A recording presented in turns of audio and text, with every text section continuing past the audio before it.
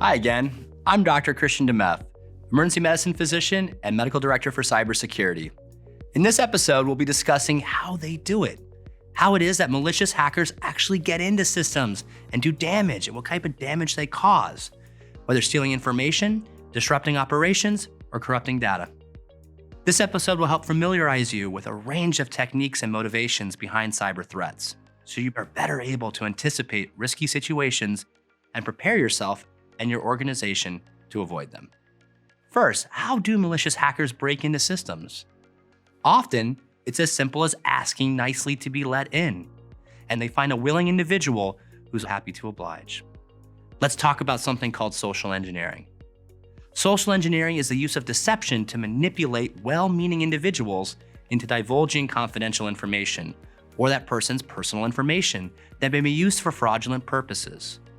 Examples of social engineering can be seen nearly every day. Sometimes it's a phone call, where a recording or a live person pretends to be an IRS agent or a bill collector and tries to persuade you that you're in some type of financial trouble. Of course, they can make that trouble go away, as long as you pay them some money or give them valuable personal information like social security numbers. Online, the most popular type of social engineering is phishing, in which an attacker attempts to simply manipulate you via email. In a phishing attack, cyber criminals use deceptive emails to phish for information or access, often asking you to download a harmless-looking attachment or click on an innocent-appearing website. When you do, in a snap, dangerous software known as malware is downloaded, compromising not just your computer and the files on it, but potentially your whole organization. Other common phishing scams lure people into falling for traps that are designed to trick you into revealing financial information, login credentials, or other sensitive data. Phishing emails typically pressure you to act quickly without thinking. They play upon your strong emotions, such as curiosity, fear, or greed. And they depend on us having lowered our guard and decreasing our vigilance. Sometimes we might inadvertently share our password with other employees who have access to our accounts. They're not authorized for that. That could sometimes be called an insider threat. And we need to recognize that employees in your organization can be the access point to cyber mischief, whether it's through unwitting error or malicious intent. Never share your password and report someone if you observe suspicious behavior around your IT assets. As you can see, the opportunities for scams and tricks are vast, and we're just getting started. Take social media. You may receive an invitation on LinkedIn to interview with a fake company that is really only after your personal information. Facebook has been used to send phishing messages via its messaging app. Have you heard of website spoofing? You get an email urging you to click on a link to a seemingly legitimate website to get more information. Then it asks you to fill out some type of online form, but it's a fake website that looks just like the real one. If you double check on the web address on the top, you will recognize if it's real or fake. Other times you might type in your favorite shopping website, but your browser has been corrupted. And when you type in that web address, the browser redirects you to a fake website and it downloads malware onto your computer.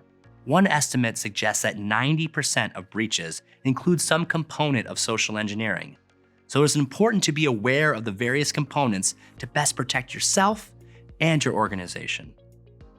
So why are malicious hackers doing this? And what happens when they succeed with an attack? With most attacks against healthcare, the motivation is money. You've already learned how ransomware is often easy money for criminals. They get into your network, encrypt all of it, scramble it if you will, all the data and systems that manage operations, scheduling, patient records, medical devices, and financial administrative programs. You will only get these systems back online, or at least that's what the hackers promise, if you pay a hefty ransom. Remember, in episode 3, we talked about the debilitating impacts such a ransomware attack can have on a healthcare system.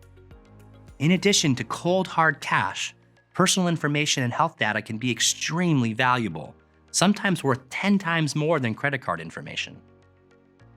Identity theft is a continuous and growing problem, fueled by the ability of cybercriminals to extract social security numbers, credit card numbers, or even medical licensing information with social engineering attacks.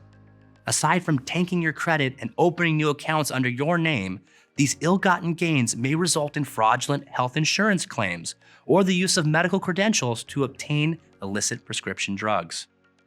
Sometimes criminals disrupt operations out of a grievance or political activism. They may delete data from your health system or deface an organization's website to disrupt operations and cause reputational harm. These bad actors may hijack thousands of unsuspecting personal computers with software viruses, turning these devices into zombie hordes that can simultaneously overwhelm websites or networks in an onslaught called a denial of service attack. Some cybercriminals do not care that healthcare is a life and death operation. They are just interested in getting paid. This is why we have to take care of our patients through our actions. We must be careful all the time. We must learn good cybersecurity habits. Then we can protect against malicious hackers. This way, you can continue focusing on the incredible work of saving lives. Coming up, we'll tell you what you need to know about medical device cybersecurity.